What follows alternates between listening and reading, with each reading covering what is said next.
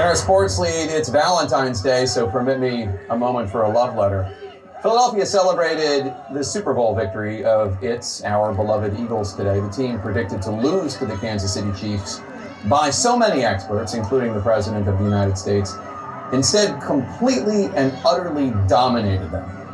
This is par for the course for this team to be underestimated.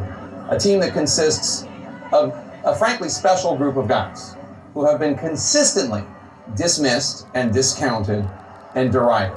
And for a lot of us Eagles fans, that is part of why we love this team so much.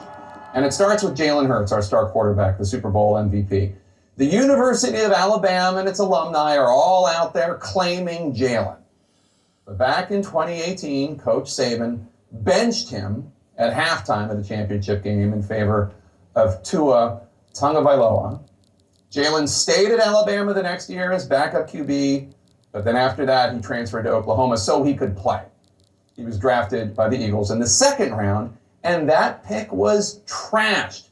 Hate the pick, tweeted ESPN's Mike Greenberg. Don't get it at all. And the hate kept coming.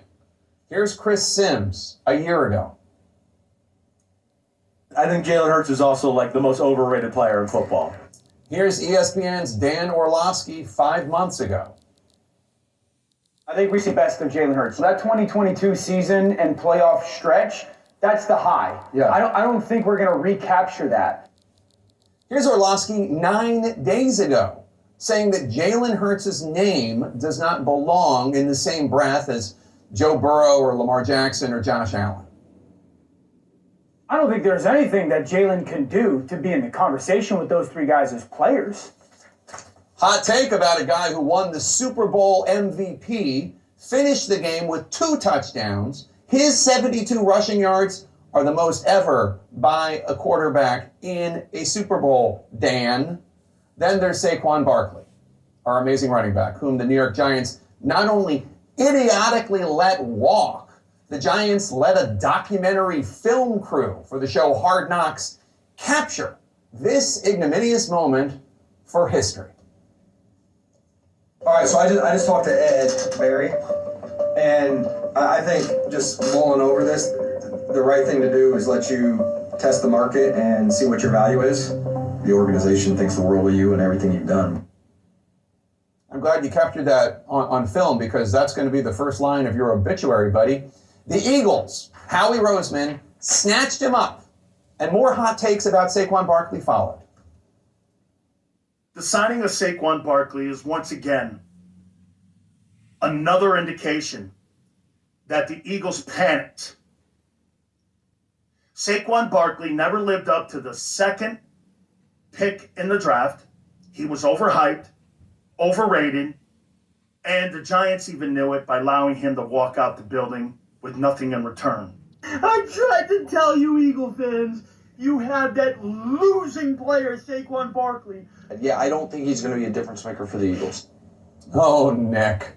Saquon Barkley's season with the Eagles included 2,507 rushing yards, the most ever in a season, surpassing Hall of Famer Terrell Davis's 26-year record. Story after story like that of the guys on this team.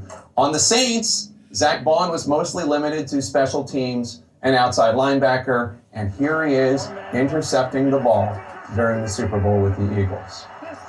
On the Lions, some jerk on the team slammed Darius Slay as a major cancer. Slay came to the Eagles, and they voted this starter a team captain. Mekhi Becton had 2 rough seasons with the Jets after injuries. They let him go. He was picked up by the Birds. Here he is crying with tears of joy after the Super Bowl. There's a Jets fan in the studio here shaking his head. The Titans, A.J. Brown, a superstar with the Eagles. Here he is scoring a touchdown at the Super Bowl. And he is also, we should note, a champion when acknowledging and discussing his own mental health struggles. What made you kind of come out and want to talk about that? I'm so sorry. You're fine. It's okay. Like I said, it was a dark moment, and it was a year ago where I had thought about, taking my life, and it was special to me because it just came with my heart that I wanted to share with others. I mean, that is just like, that is so special for a football player to acknowledge that publicly. And then, of course, last and certainly not least, our coach, Nick Sirianni, now one of the winningest coaches in the history of the game of football, criticized from the moments the Eagles introduced him in 2021. He looked like a deer in headlights. I don't know what the hell he was talking about. He was mumbling his words. This was a horrible start. Like a puppet. Like a puppet. I don't know what you're talking about, Steven. Sirianni led the Eagles to a Super Bowl in 2022. The naysaying continued through last fall. Sports journalist and podcast magnate Bill Simmons, in September, just a few months ago, suggested that Sirianni's career was over. He wrote, quote, "I'm excited to hire Nick Sirianni for Ringer Pods in about 3 weeks. He'll be good," unquote. And the criticisms continued in October. I feel like Nick sometimes doesn't get it. Yeah, to me, I don't know if there's a wager you can place with our friends at DraftKings, but I think he's a borderline lock to not be the head coach for the Eagles in 2025.